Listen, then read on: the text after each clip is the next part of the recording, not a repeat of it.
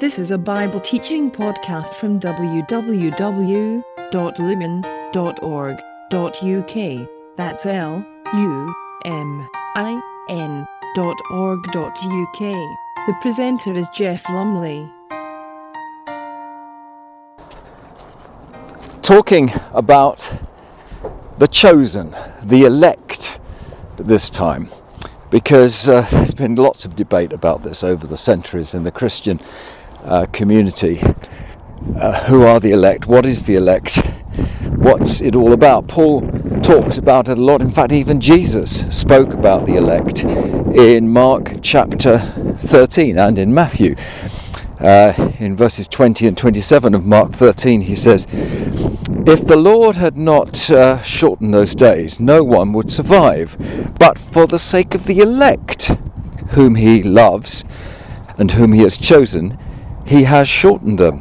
He will send his angels to gather his elect from the four winds." So Jesus is clearly talking about this group called the elect.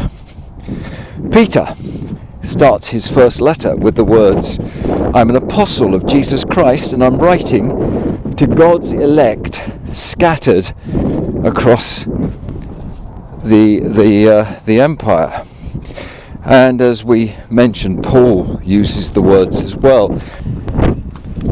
In Romans 11:7 it says, "Israel sought these things but did not obtain them, but the elect among them did. The others, however, were hardened." And earlier in 8:33 he says, "Who will bring any charge against those whom God has chosen?" So God has chosen.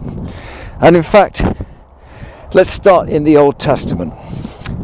Because in the Old Testament, it's jolly clear who are the elect. And indeed, in Romans, Paul uses some of those people God knew in the past, translated as foreknew, those whom he foreknew, those whom he knew in the past. And he's talking about some of those great characters of the Old Testament in the early chapters of Romans. And we can see the ones God chose throughout the Old Testament. He chose Noah from among all the people on earth to save. He chose Abraham from out of the nations. He chose Isaac between the two sons of Abraham, Ishmael and Isaac. God chose Isaac. And then from Isaac's sons, Esau and Jacob, he chose Jacob. "Jacob I have loved, but Esau I have hated," God is quoted as saying, which really means, I have not chosen. He was not the one I chose. Then from Israel, from Jacob, the tribes of Israel become God's chosen representatives on the earth, the people on the planet who are God's own people. We can go on.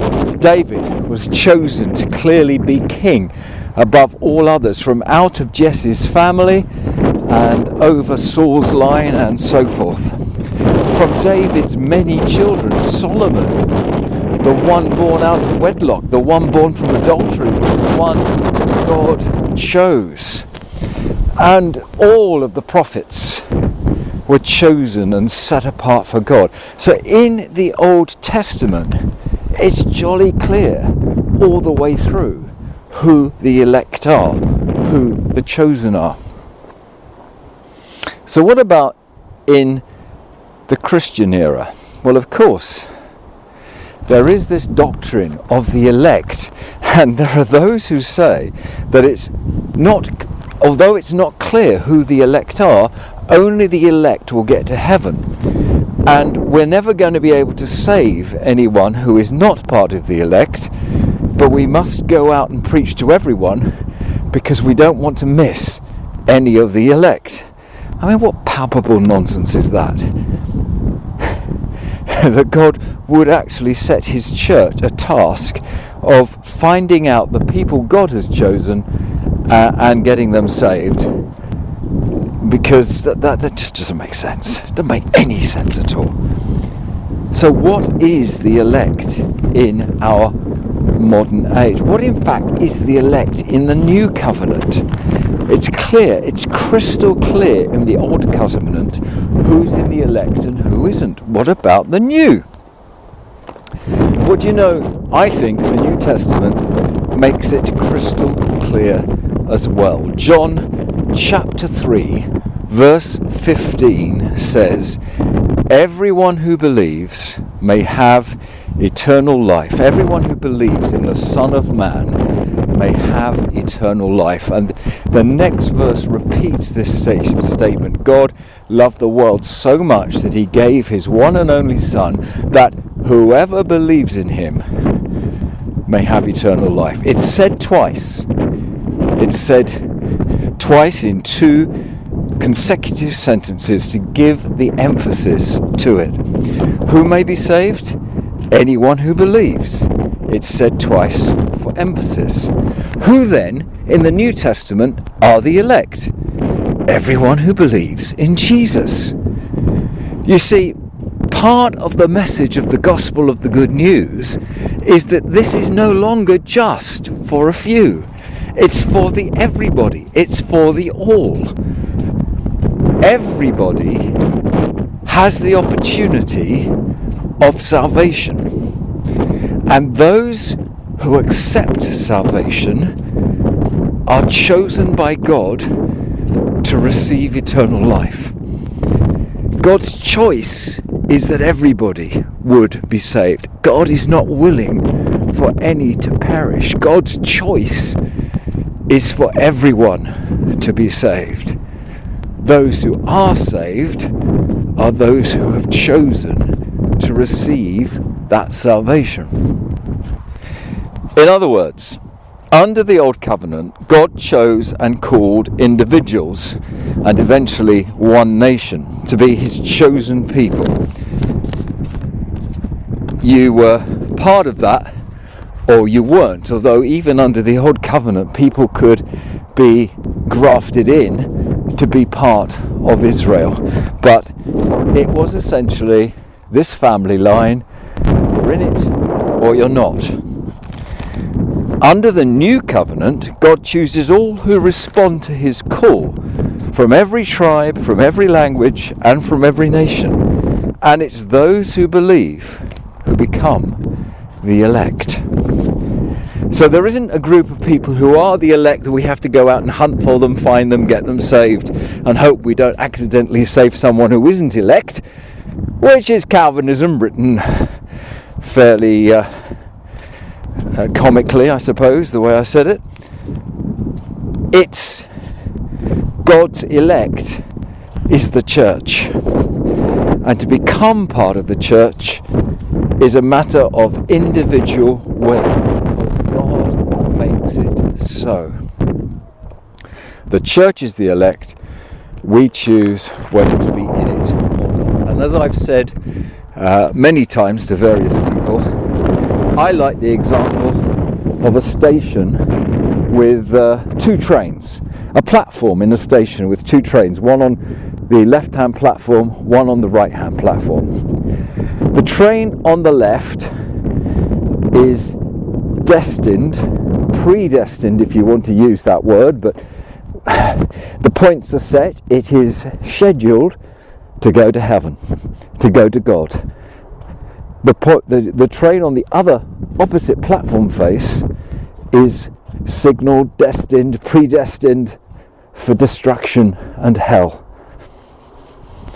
The platform indicators make it very clear which way each train is going, so that there is no doubt those trains are going there. You are standing on the platform and you have a choice. Your ticket will take you whichever train you get on. It will be valid. You get on whichever train you choose.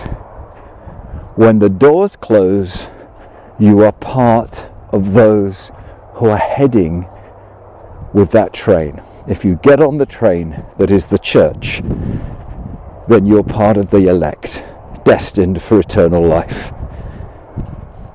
Now, that's a simplistic thing, because obviously, what if you never got on a train? Well, you have to get on one of those. At one point in your life, you will be on one of those trains. At the close of your life, you will be on one of those trains.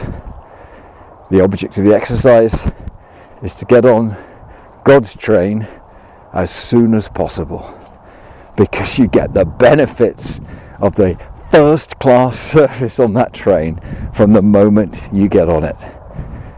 You know, it's not just for eternity that we are called to salvation. It's for now as well. And the benefits of being in God's kingdom, on God's train, to be part of the elect, is for now as well. Who is the elect? Even in the New Testament, it's crystal clear who the elect are. The elect are those who choose to believe in the Son of Man. And that is your choice.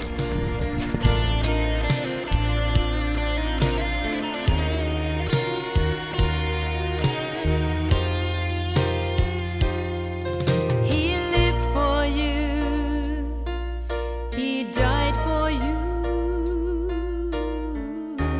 How can you doubt that he's forgiven you?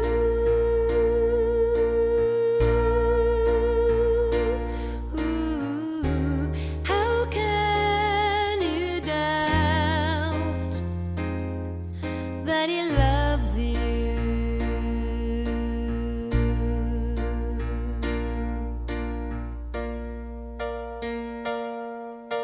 The music is by graceforall.wordpress.com. Thank you for listening.